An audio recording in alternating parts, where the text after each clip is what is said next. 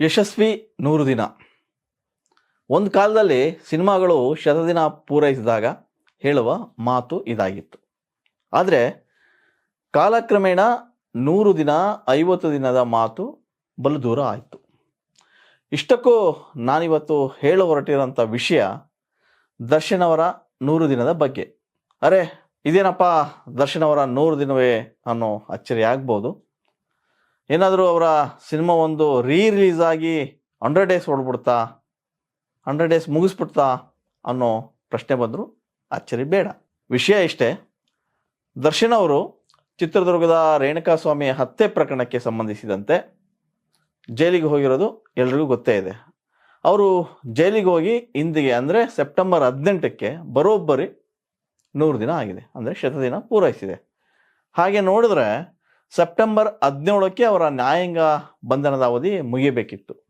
ಆದರೆ ಬೆಂಗಳೂರಿನ 24ನೇ ACMM court ಮುಂದೆ ಅವರನ್ನ ಹಾಜರುಪಡಿಸಿದಾಗ ಎಲ್ಲ ಆರೋಪಿಗಳು ನ್ಯಾಯಾಂಗ ಬಂಧನದ ಅವಧಿಗೆ ಮುಂದಾದರು. ಈ ಆದೇಶವನ್ನು ನ್ಯಾಯಾಧೀಶರು ಹೊರಡಿಸಿದರು. ಅಲ್ಲಿಗೆ ದರ್ಶನ್ ಇವತ್ತು ಅಂದರೆ ಸೆಪ್ಟೆಂಬರ್ 18ಕ್ಕೆ ಯಶಸ್ವಿ 100 ದಿನಗಳನ್ನು ಜೈಲಿನಲ್ಲಿ ಕಳೆದಿದ್ದಾರೆ. ರೇಣುಕಾಸ್ವಾಮಿ ಕೊಲೆ ಕೇಸ್ನಲ್ಲಿ ನಟ ದರ್ಶನ್ ಅವರು ಬಂಧನಕ್ಕೆ ಒಳಗಾಗಿ ಬರೋಬ್ಬರಿ 100 ದಿನ ತುಂಬಿದ್ದೇನೋ ಹೌದು. ಆದರೆ ದಿನ ಅಂದರೆ ನಟರ ಪಾಲಿಗದು ಖುಷಿಯ ವಿಷಯ. ಸಿನಿಮಾ ಚಿತ್ರೀಕರಣ, song release, trailer release, shooting visit, ಹೀಗೆ ಆರಾಮಾಗಿ ಇರಬೇಕಾದಂಥ ದರ್ಶನ್ ಕಳೆದ 100 ದಿನಗಳಿಂದಲೂ ಕೂಡ ಅವರು ಜೈಲಲ್ಲಿ ಕೂರುವಂತಾಗಿದೆ. ಒಬ್ಬರೇ 4 ಗೋಡೆ ಮಧ್ಯೆ ಪರಿತಪಿಸ್ತಾ ಇದ್ದಾರೆ. ಒಂದಷ್ಟು ಪಾಪ ಪ್ರಜ್ಞೆ ಕೂಡ ಅವ್ರನ್ನ ಕಾಡ್ತಾ ಇರೋದು ಸುಳ್ಳಲ್ಲ. ಮನುಷ್ಯ ತಪ್ಪು ಮಾಡೋದು ಸಹಜ. ಆದರೆ ತಪ್ಪಿನ ಅರಿವು ಆಗೋದು ಮಾತ್ರ ಒಬ್ಬಂಟಿಯಾದಾಗ, ಯಾರು ಕೂಡ ಅವ್ರನ್ನ ಮಾತಾಡಿಸ್ತಾ ಇದ್ದಾಗ, ಯಾರು ಕೂಡ ಹತ್ರ ಬಾರದಿದ್ದಾಗ ಕಾಡುತ್ತೆ. ದರ್ಶನ್ ಕೂಡ ಅಂಥದ್ದೇ ಒಂದು ಸಮಸ್ಯೆಗೆ ಸಿಲುಕಿದ್ದು ಸುಳ್ಳಲ್ಲ. ಸದ್ಯ ಜೈಲಲ್ಲಿ ಅವರು TV, ಕುರ್ಚಿ, ಮನೆಯೂಟ ಹೀಗೆ ಇತ್ಯಾದಿ ಬೇಡಿಕೆಗಳನ್ನು ಇಟ್ಟಿದ್ರು. ಕೆಲವು ಈಡೇರಿದ್ರೆ ಇನ್ನು ಕೆಲವು ಈಡೇರಬೇಕು. ಆದರೆ ದರ್ಶನ್ ಅವ್ರ ಪರ ಇನ್ನೂ ಕೂಡ ಜಾಮೀನು ಅರ್ಜಿ ಸಲ್ಲಿಕೆ ಆಗಿಲ್ಲ. ಅದನ್ನು ಜಾಮೀನು ಸಲ್ಲಿಸಬೇಕು. ಹಾಗಾಗಿ ಅವರು ಮತ್ತಷ್ಟು ದಿನ ಜೈಲಲ್ಲಿ ಇರಬೇಕಾದಂಥ ಪರಿಸ್ಥಿತಿ ಬರಬಹುದು. ಶತದಿನಗಳಂತೆ ಇನ್ನೆಷ್ಟು ದಿನಗಳನ್ನು ಅವರು ಪೂರೈಸಬೇಕು ಗೊತ್ತಿಲ್ಲ. ಸದ್ಯ ಜೈಲಲ್ಲಿ 100 ದಿನ ಮುಗಿಸಿದ್ದಾರೆ.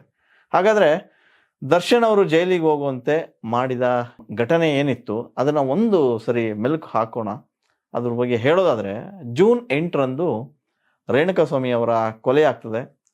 ಜೂನ್ 11ಕ್ಕೆ ಮೈಸೂರಿನಲ್ಲಿ ಒಂದು ಹೋಟ್ಲಲ್ಲಿ ದರ್ಶನ್ ಇರ್ತಾರೆ. ಅಲ್ಲಿ ಅವ್ರನ್ನ ಪೊಲೀಸರು ಹೋಗಿ ವಶಕ್ಕೆ ಪಡಿತಾರೆ.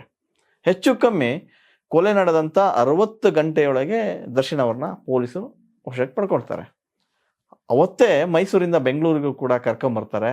ಕರ್ಕೊಂಬಂದ ತಕ್ಷಣ ಅವ್ರನ್ನ ಪೊಲೀಸರು ಒಂದಿಷ್ಟು ವಿಚಾರಣೆ ಮಾಡ್ತಾರೆ. ಹೆಚ್ಚಿನ ವಿಚಾರಣೆಗೆ ಕಸ್ಟಡಿಗೆ ತಗೊಳ್ತಾರೆ. ಸೊ ಆ ಬಳಿಕ ಕೇಸ್ನಲ್ಲಿ ಭಾಗಿಯಾದಂತಹ ಇನ್ನೂ 16 ಆರೋಪಿಗಳನ್ನು ಕೂಡ ಅವರು ಪೊಲೀಸರು ಬಂಧಿಸ್ತಾರೆ. ಅನ್ನಪೂರ್ಣೇಶ್ವರಿ ನಗರ ಪೊಲೀಸ್ ಸ್ಟೇಷನ್ ಏನಿತ್ತು ಅಲ್ಲಿಯ ಪೊಲೀಸರು ಕೂಡ ಆ ಠಾಣೆಯಲ್ಲಿ ವಿಚಾರಣೆ ಮಾಡಿದರು. 12 ದಿನ ಕೇಸ್ಗೆ ಸಂಬಂಧ ಪೊಲೀಸರು ದರ್ಶನ್ ವಿಚಾರಣೆ ನಡೆಸಿದರು. ಈ ಪ್ರಕರಣದಲ್ಲಿ ದರ್ಶನ್ ಅವ್ರನ್ನ A2 ಮಾಡಲಾಯಿತು, ಅಂದರೆ ಆರೋಪಿ 2 ಅನ್ನೋ ಥರ. ವಿಚಾರಣೆ ಬಳಿಕ ದರ್ಶನ್ಗೆ ನ್ಯಾಯಾಂಗ ಬಂಧನ ಆಯಿತು. ಹೀಗಾಗಿ ದರ್ಶನ್ ಅವರು ಬೆಂಗಳೂರಿನ ಕೇಂದ್ರ ಕಾರಾಗೃಹಕ್ಕೆ ಶಿಫ್ಟ್ ಆದರು.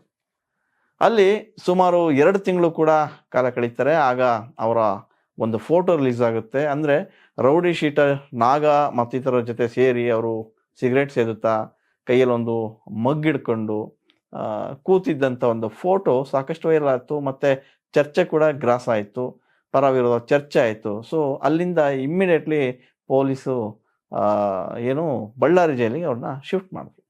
ಸದ್ಯ ದರ್ಶನ್ ಅವರು ಬಳ್ಳಾರಿ ಕೇಂದ್ರ ಕಾರಾಗೃಹದಲ್ಲಿ ಇದ್ದಾರೆ. ಅವರ ಬಂಧನದ ಅವಧಿ ಕೂಡ ಸೆಪ್ಟೆಂಬರ್ 30ರವರೆಗೆ ಈಗ ವಿಸ್ತರಣೆ ಆಗಿದೆ. ಜೈಲಲ್ಲಿ ನನಗೆ ಇರೋದಕ್ಕೆ ಹಿಂಸೆ ಆಗ್ತಾ ಇದೆ ಅಂಥೇಳಿ ಕೂಡ ಹಿಂದೆ ಅಲ್ವತ್ಕೊಂಡಿದ್ರು. ಆದಾಗ್ಯೂ ಕೂಡ ಅವರು ಏನು ನಡ್ಕೋತಿದ್ದಾರೆ ಅದು ಯಾವ ರೀತಿ ಅನ್ನೋದನ್ನು ಪೊಲೀಸರು ಅಬ್ಸರ್ವ್ ಮಾಡ್ತಿದ್ದಾರೆ. ಇತ್ತೀಚೆಗೆ ಮಾಧ್ಯಮಗಳಲ್ಲಿ ಕೂಡ ಅವರೇನೋ ಬೆರಳು ತೋರಿಸಿದ್ರು ಅನ್ನೋ ಕೂಡ ಸುದ್ದಿ ಆಯಿತು. ಅದೇನೇ ಇದ್ರೂ ಕೂಡ ದರ್ಶನ್ ಸದ್ಯಕ್ಕೆ ಇಂದಿನ ಘಟನೆಗಳೆಲ್ಲ ನೆನಪಾಗಿದೆ. ಅವ್ರು ಮಾಡಿದ್ದು ತಪ್ಪೋ ಸರಿನೋ ಆ ಪಾಪ ಪ್ರಜ್ಞೆ ಕೂಡ ಬಂದಿದೆ. ಒಟ್ಟಾರೆ ಇವತ್ತಿಗೆ ಅವರು ಶತದಿನ ಪೂರೈಸಿದರೆ. ಶತದಿನ ಕಂಡಂತಹ ದರ್ಶನ್ ಈಗ ಮತ್ತೆಷ್ಟು ಶತದಿನಗಳಷ್ಟೇ ದಿನಗಳನ್ನು ಕಳೀತಾರೋ ಅಥವಾ ಎಷ್ಟು ದಿನಗಳನ್ನು ಅವರು ಜೈಲಲ್ಲಿ ಮುಗಿಸ್ತಾರೆ ಅನ್ನೋದನ್ನು ಕಾದು ನೋಡಬೇಕು.